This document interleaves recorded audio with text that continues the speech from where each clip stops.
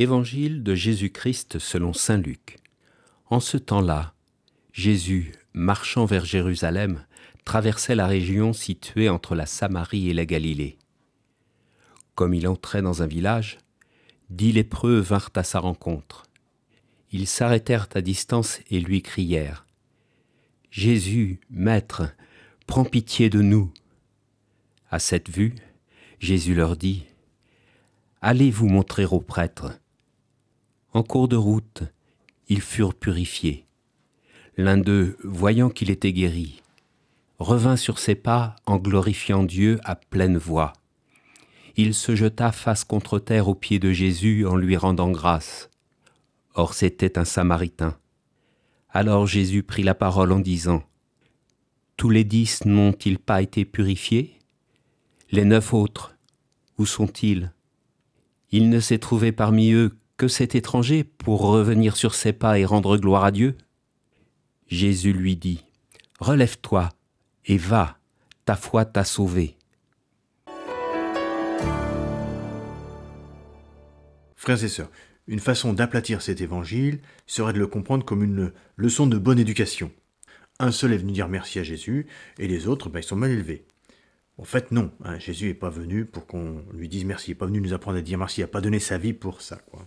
Je propose une autre compréhension de cet évangile qui comporte clairement 2 parties. La première, elle va jusqu'à « En cours de route, ils furent purifiés », ils sont très contents, c'est très bien. Et puis la deuxième partie, « Relève-toi et va, ta foi t'a sauvé », et là, c'est tout autre chose. Alors je crains, moi, personnellement, que nombre de chrétiens n'aillent que jusqu'à la fin de la première partie. Ils ont une religion, à moitié. Alors pour comprendre cette moitié de religion et comment faire pour avoir la religion en entier, si je peux dire, je vous propose une comparaison assez simple. Imaginons un cadeau. Eh bien, quand on vous offre un cadeau, il y a plusieurs manières de réagir. La première manière, c'est d'être tellement émerveillé par le cadeau, c'est que de tenir le cadeau dans les mains, même pas l'ouvrir par exemple, et puis on se dit, dis donc, quel bel emballage, etc. Bon, ça c'est une première manière, c'est assez pauvre. Il y aura une deuxième manière, c'est d'ouvrir le cadeau, arracher le papier d'emballage, etc. Puis être tellement content de ce cadeau que, on en jouit, on dit merci à celui qui nous l'a offert, et puis on se réjouit de ce cadeau. Bon, c'est déjà nettement mieux que de ne pas ouvrir le cadeau, évidemment. Mais il y a une troisième manière qui est encore autrement plus riche, qui n'a presque rien à voir avec la deuxième manière, c'est que nous sautions dans les bras de celui qui nous a fait le cadeau, quoi. Voilà. Et là, évidemment, c'est une toute autre qualité de bonheur qui est partagée. C'est ce qui s'est passé avec le lépreux samaritain, vous voyez. Il est tombé en adoration devant Jésus. Et on comprend bien que, en contraste, les 9 autres lépreux, ils ont manqué l'essentiel. Ils ont été guéris et c'est formidable, et ils n'ont rien compris et c'est terrible.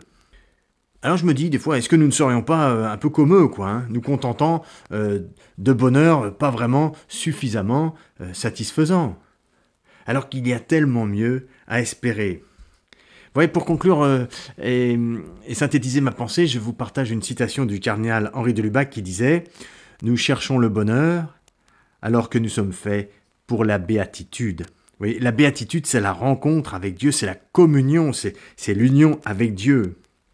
Alors frères et sœurs, je dirais, ne nous trompons pas de niveau, ne nous contentons pas du bonheur. La religion chrétienne est la religion de la plénitude de la rencontre avec Dieu, pas moins. Amen. L'évangile du jour était commenté par le père Augustin Drillon, curé de la paroisse de Saint-Martin-du-Sillon.